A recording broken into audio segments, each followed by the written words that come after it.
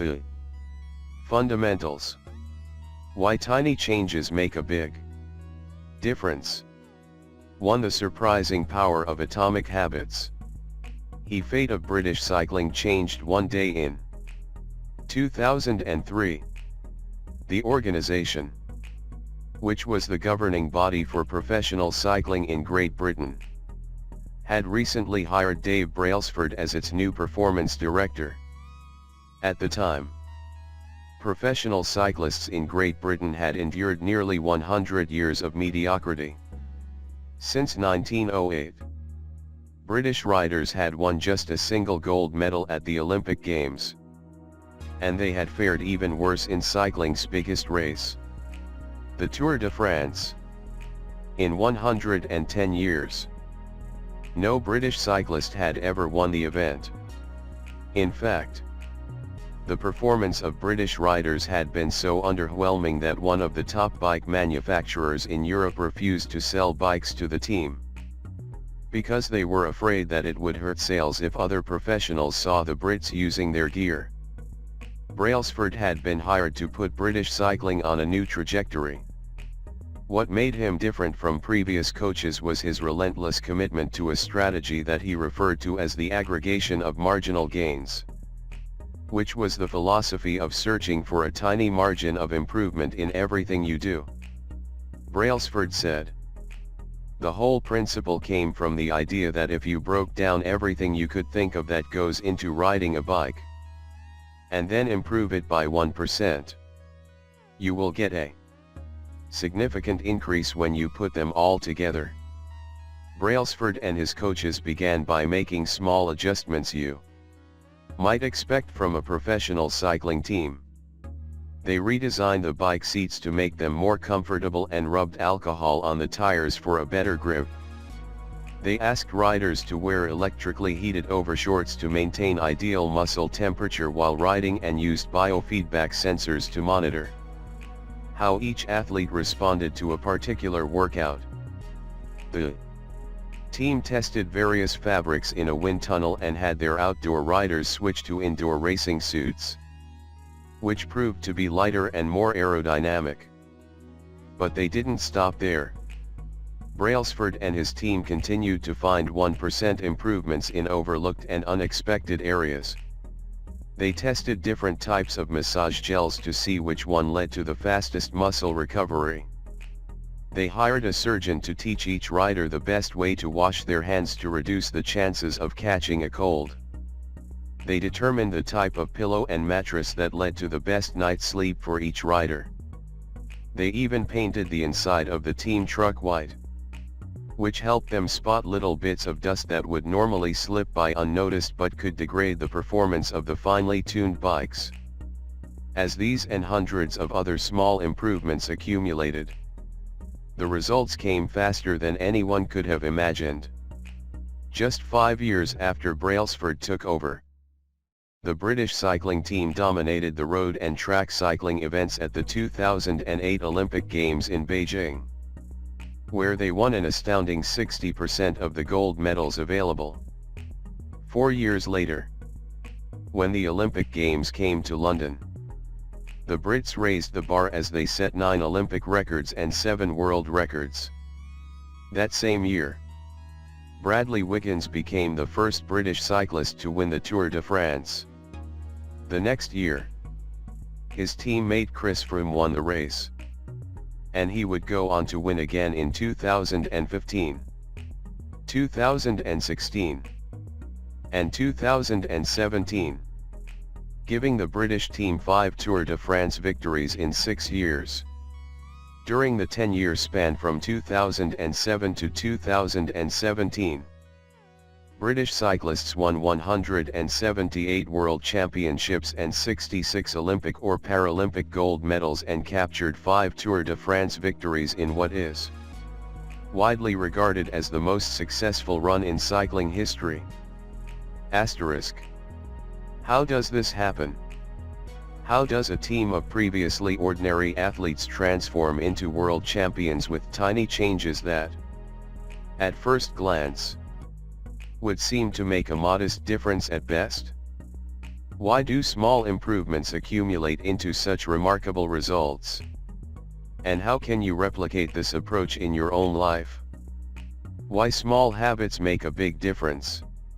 It is so easy to overestimate the importance of one defining moment and underestimate the value of making small improvements on a daily basis. Too often, we convince ourselves that massive success requires massive action. Whether it is losing weight, building a business, writing a book, winning a championship, or achieving any other goal, we put pressure on ourselves to make some earth-shattering improvement that everyone will talk about. Meanwhile, improving by 1% isn't particularly notable. Sometimes it isn't even noticeable, but it can be far more meaningful, especially in the long run. The difference a tiny improvement can make over time is astounding. Here's how the math works out. If you can get 1% better each day for 1 year, you'll end up 37 times better by the time you're done. Conversely, if you get 1% worse each day for 1 year, you'll decline nearly down to zero. What starts as a small win or a minor setback accumulates into something much more. 1% better every day. 1% worse every day for 1 year. 0. 99,365 equals 0 0. 03. 1% better every day for 1 year. 1. 01365 equals 37. 7.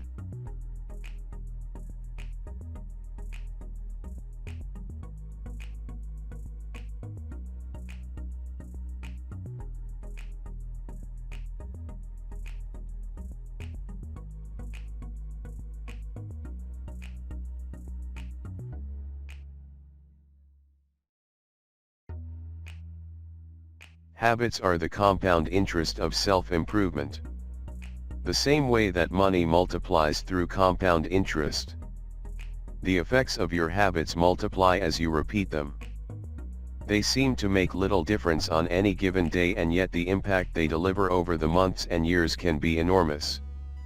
It is only when looking back 2, 5, or perhaps 10 years later that the value of good habits and the cost of bad ones becomes strikingly apparent. This can be a difficult concept to appreciate in daily life. We often dismiss small changes because they don't seem to matter very much in the moment.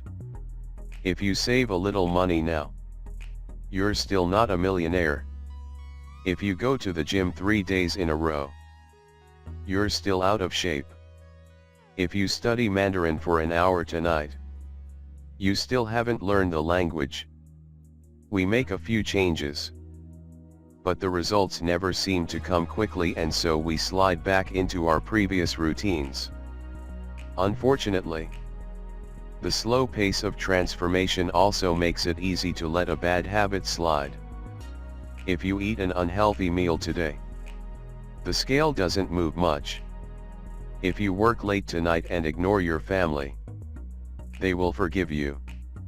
If you procrastinate and put your project off until tomorrow, there will usually be time to finish it later. A single decision is easy to dismiss. But when we repeat 1% errors, day after day, by replicating poor decisions, duplicating tiny mistakes, and rationalizing little excuses, our small choices compound into toxic results. It's the accumulation of many missteps, a 1% decline here and there, that eventually leads to a problem. The impact created by a change in your habits is similar to the effect of shifting the route of an airplane by just a few degrees. Imagine you are flying from Los Angeles to New York City. If a pilot leaving from LAX adjusts the heading just 3, 5 degrees south, you will land in Washington, D.C. instead of New York. Such a small change is barely noticeable at takeoff. The nose of the airplane moves just a few feet, but when magnified across the entire United States, you end up hundreds of miles apart. Similarly, a slight change in your daily habits can guide your life to a very different destination. Making a choice that is 1% better or 1% worse seems insignificant in the moment. But over the span of moments that make up a lifetime, these choices determine the difference between who you are and who you could be. Success is the product of daily habits, not once-in-a-lifetime transformations. That said, it doesn't matter how successful or unsuccessful you are right now. What matters is whether your habits are putting you on the path towards success. You should be far more concerned with your current trajectory than with your current results. If you're a millionaire but you spend more than you earn each month, then you're on a bad trajectory. If your spending habits don't change, it's not going to end well. Conversely, if you're broke, but you save a little bit every month, then you're on the path toward financial freedom, even if you're moving slower than you'd like. Your outcomes are a lagging measure of your habits. Your net worth is a lagging measure of your financial habits. Your weight is a lagging measure of your eating habits. Your knowledge is a lagging measure of your learning habits. Your clutter is a lagging measure of your cleaning habits. You get what you repeat. If you want to predict where you'll end up in life, all you have to do is follow the curve of tiny gains or tiny losses, and see how your daily choices will compound 10 or 20 years down the line. Are you spending less than you earn each month? Are you making it into the gym each week? Are you reading books and learning something new each day? Tiny battles like these are the ones that will define your future self. Time magnifies the margin between success and failure. It will multiply whatever you feed it. Good habits make time your ally. Bad habits make time your enemy. Habits are a double-edged sword. Bad habits can cut you down just as easily as good habits can build you up. Which is why understanding the details is crucial. You need to know how habits work and how to design them to your liking, so you can avoid the dangerous half of the blade.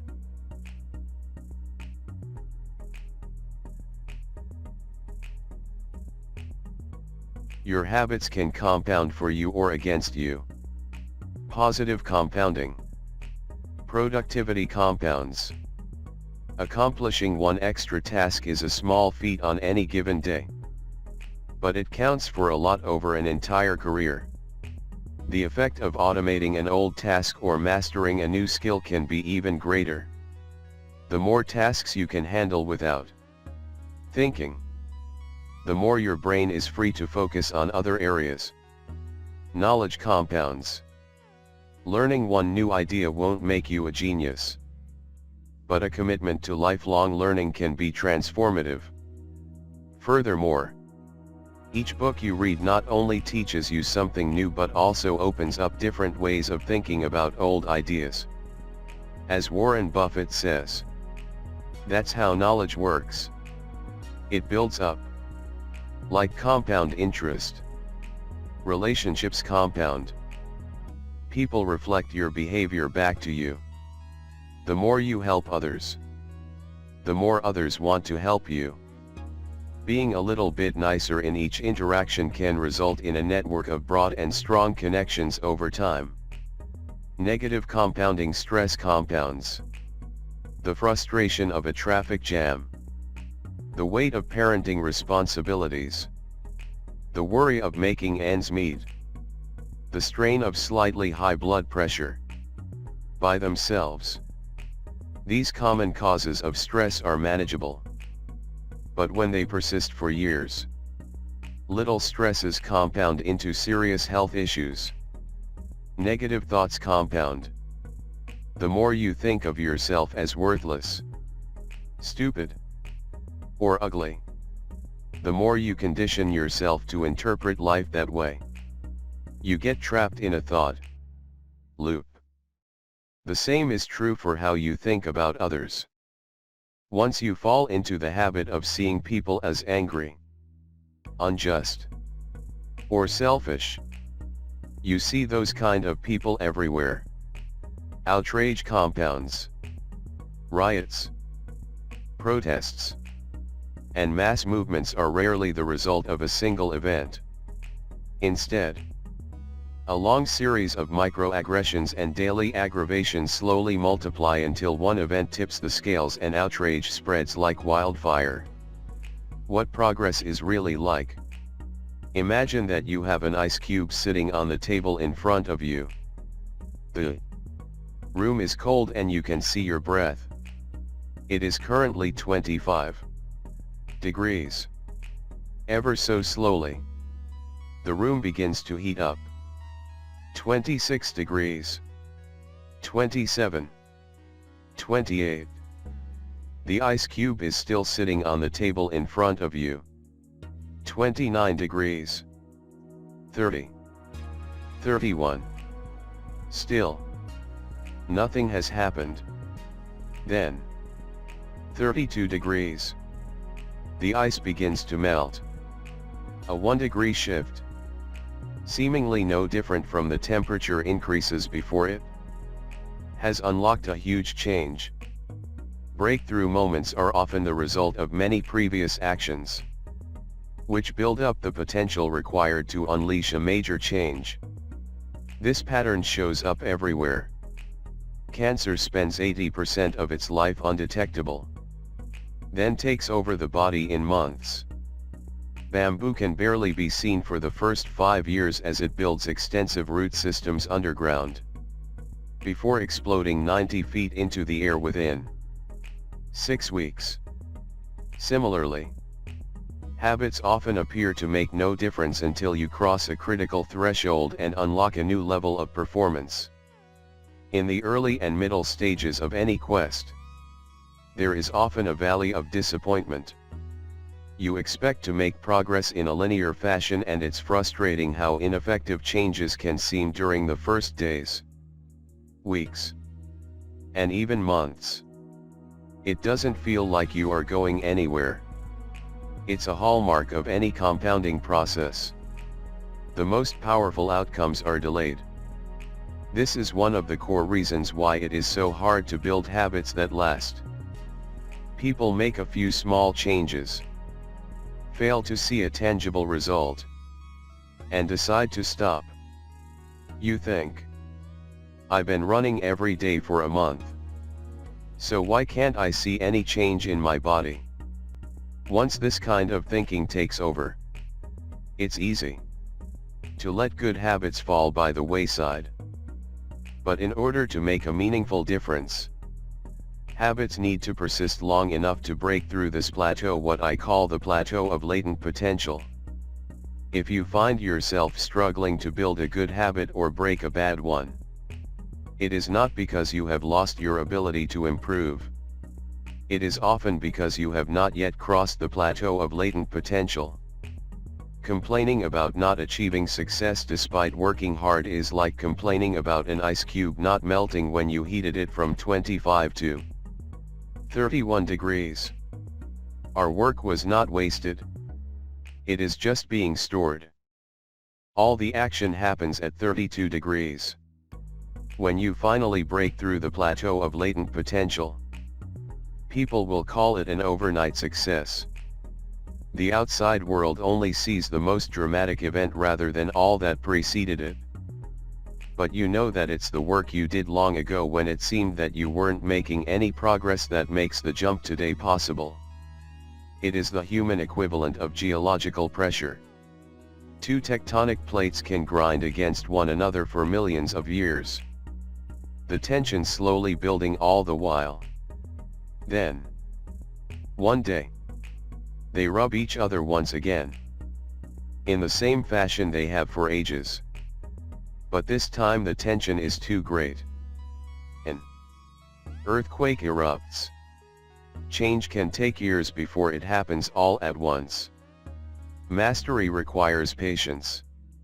The San Antonio Spurs, one of the most successful teams in NBA history, have a quote from social reformer Jacob Riis hanging in their locker room.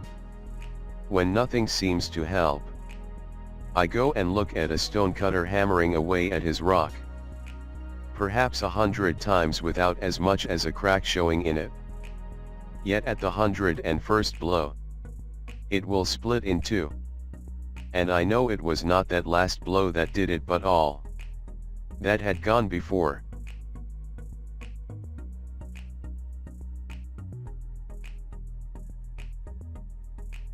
The plateau of latent potential.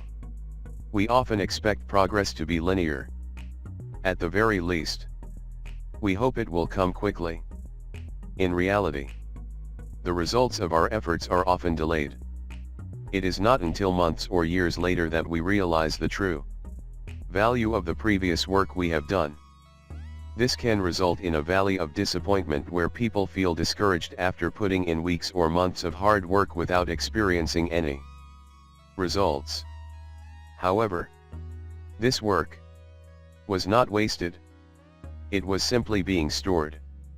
It is not until much later that the full value of previous efforts is revealed. All big things come from small beginnings. The seed of every habit is a single, tiny decision.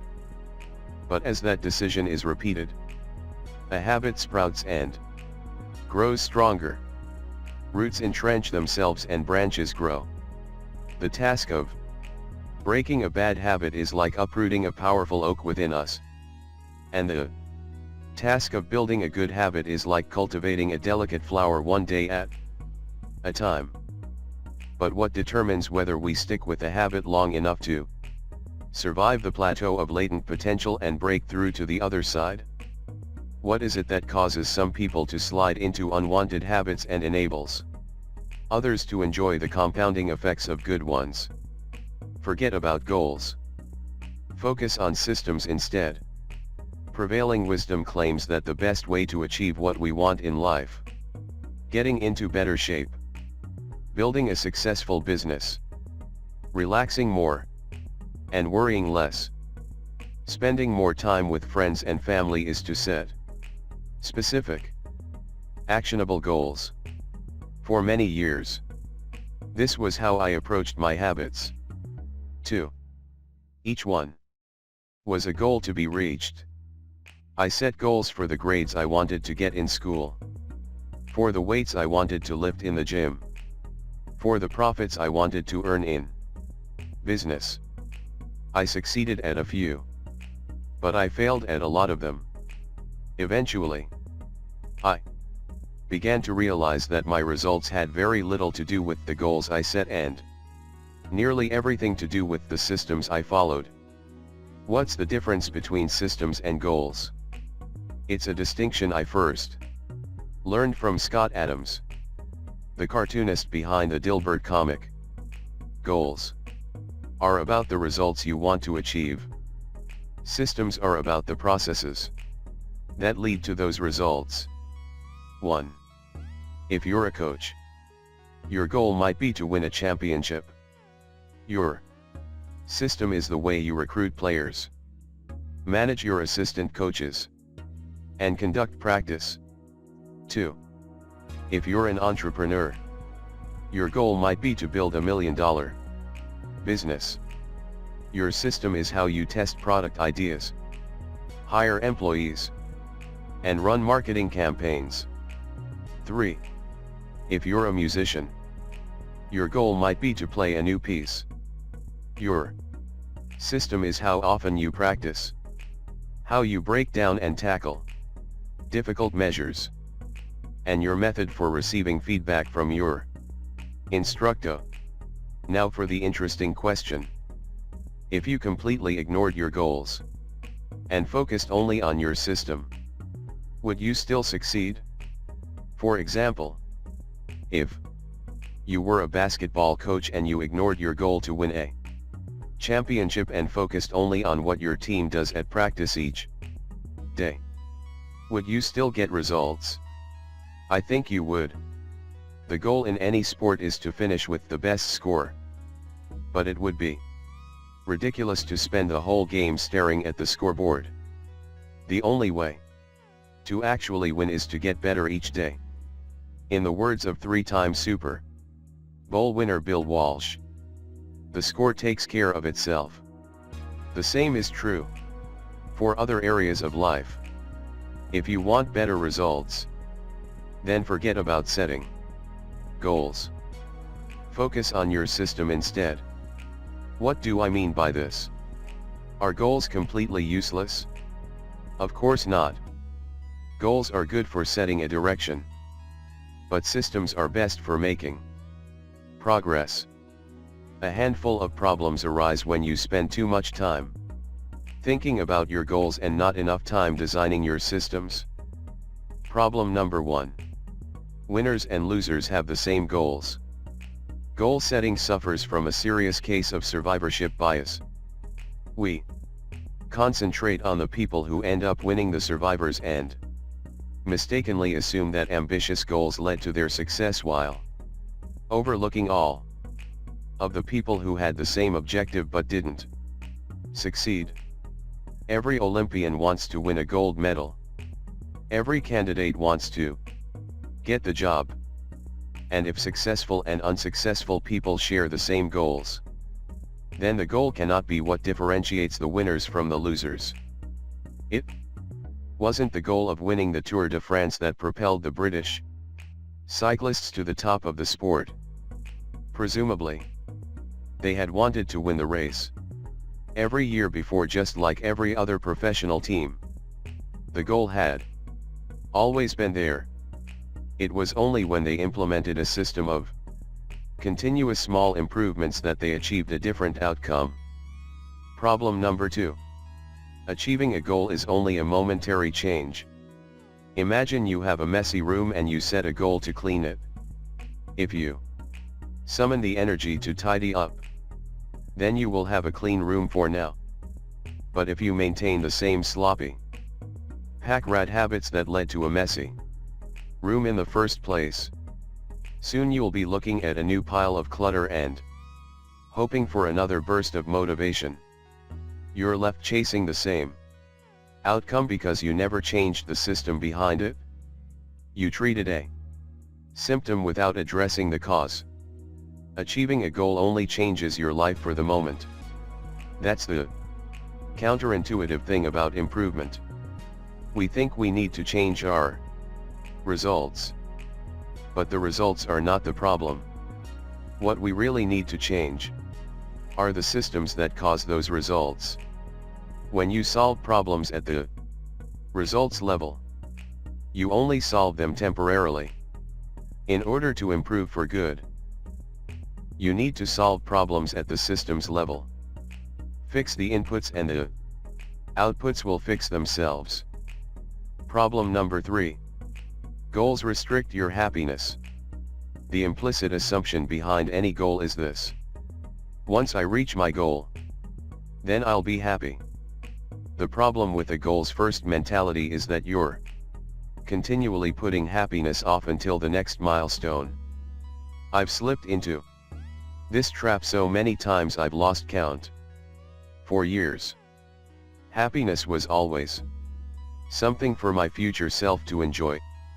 I promised myself that once I gained 20 pounds of muscle, or after my business was featured in the New York Times, then I could finally relax. Furthermore, goals create an either-or conflict. Either you achieve your goal and are successful, or you fail and you are a disappointment. You mentally box yourself into a narrow version of happiness. This is misguided. It is unlikely that your actual path through life will match the exact journey you had in mind when you set out. It makes no sense to restrict your satisfaction to one scenario when there are many paths to success. A systems first mentality provides the antidote. When you fall in love with the process rather than the product, you don't have to wait to give yourself permission to be happy. You can be satisfied anytime your system is running. And a system can be successful in many different forms. Not just the one you first envision. Problem number 4. Goals are at odds with long-term progress. Finally, a goal-oriented mindset can create a yo-yo effect. Many runners work hard for months, but as soon as they cross the finish line, they stop training. The race is no longer there to motivate them. When all of your hard work is focused on a particular goal, what is left to push you forward after you achieve it? This is why many people find themselves reverting to their old habits after accomplishing a goal. The purpose of setting goals is to win the game. The purpose of building systems is to continue playing the game. True long-term thinking is goal-less thinking. It's not about any single accomplishment. It is about the cycle of endless refinement and continuous improvement. Ultimately, it is your commitment to the process that will determine your progress. A system of atomic habits. If you're having trouble changing your habits, the problem isn't you. The problem is your system. Bad habits repeat themselves again and again, not because you don't want to change, but because you have the wrong system for change. You do not rise to the level of your goals. You fall to the level of your systems. Focusing on the overall system, rather than a single goal, is one of the core themes of this book. It is also one of the deeper meanings behind the word atomic.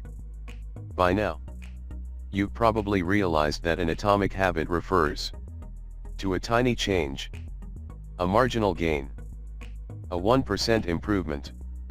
But atomic habits are not just any old habits. However small, they are little habits that are part of a larger system. Just as atoms are the building blocks of molecules, atomic habits are the building blocks of remarkable results. Habits are like the atoms of our lives. Each one is a fundamental unit that contributes to your overall improvement. At first, these tiny routines seem insignificant, but soon they build on each other and fuel bigger wins that multiply to a degree that far outweighs the cost of their initial investment. They are both small and mighty.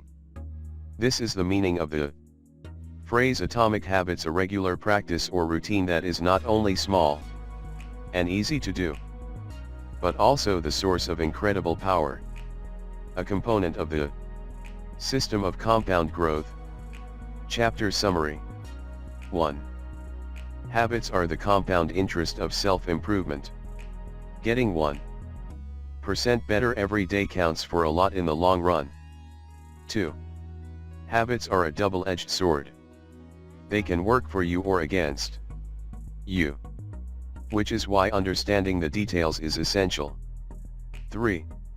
Small changes often appear to make no difference until you cross a critical threshold.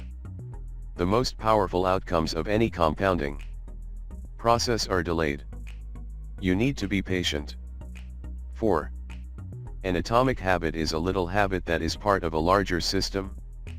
Just as atoms are the building blocks of molecules, atomic habits are the building blocks of remarkable results. 5. If you want better results, then forget about setting goals.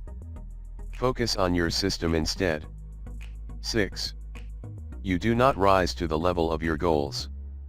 You fall to the level of your systems.